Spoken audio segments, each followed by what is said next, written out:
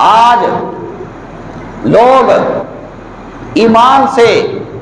اس طرح جناب والا دور ہوتے نظر آتے ہیں کہ جس طرح ان کی نظروں کے اندر معاذ اللہ ایمان کی قدر و قیمت ہی کوئی نہ ہو۔ علامہ اقبال نے اسی واسطے تو کہا تھا رگوں میں وہ لہو باقی نہیں ہے، وہ دل وہ آرزو باقی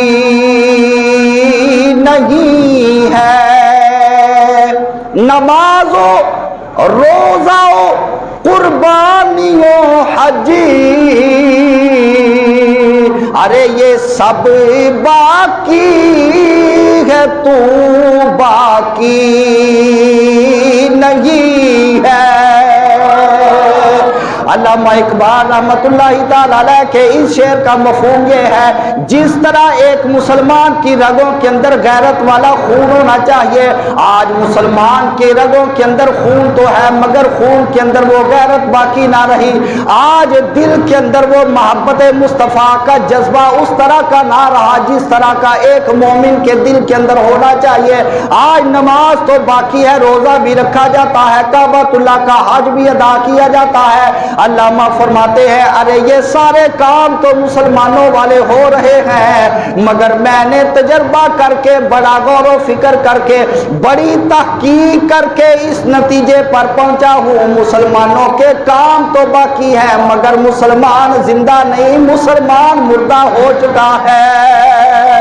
ورنہ اگر آج مسلمان زندہ ہوتا کسی کی کیا جرت تھی کہ وہ ہمارے آقا و مولا صلی اللہ تعالی علیہ وسلم کی شان کے اندر کوئی نازیبا الفاظ بولتا، کسی کے اندر کیا مجال تھی، کیا جرت تھی کہ اللہ کے نبی کی توہین کر کے دکھاتا، نبی پاک صلی اللہ تعالی علیہ وسلم کی بے ادبی کا سوچ بھی جاتا، کسی کے اندر اتنا جذبہ اور اتنا دم اور خم نہیں تھا۔ یہ دم اور خم اس وقت کفار کے اندر پیدا ہو گیا ہے کہ جب انہوں نے جانچ پڑتال کر کے دیکھ لیا ارے عوام تو بول نہیں سکتی، جنہوں نے بولنا تھا وہ جو حکومتوں کے اوپر بیٹھنے والے، وہ جو بڑے بڑے عہدوں کے اوپر فرعون بن کے متمکن ہونے والے،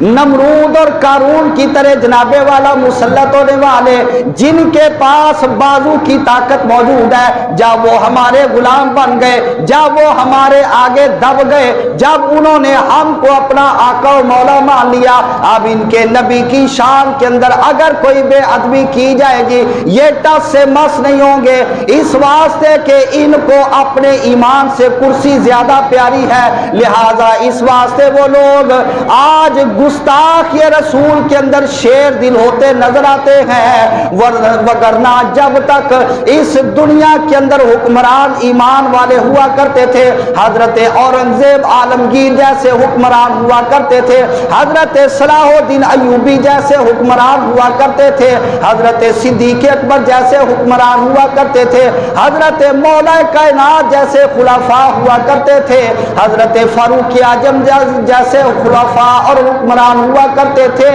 اس وقت آقا نامدار کی شان کے اندر بے ادبی کے الفاظ زبان سے ادا کرنا تو بڑی دور کی بات ہے، اس کا تصور کرتے ہوئے بھی کفار کی ٹانگیں کانپ جایا کرتی تھی۔